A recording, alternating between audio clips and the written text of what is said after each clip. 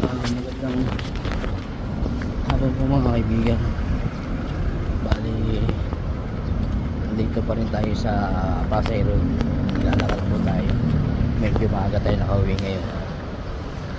Siguro mga 10 minutes lang po yung lalakarin natin bago makarating ng driver's quarter.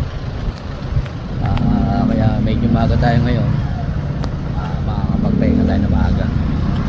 Tsaka iniwanan ko yung motor ko para nakapaglakad po tayo mga kaibigan, para exercise tayo.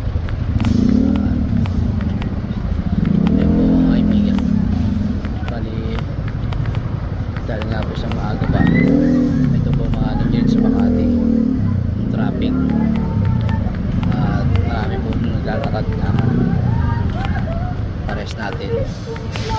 Ayan po mga kaibigan.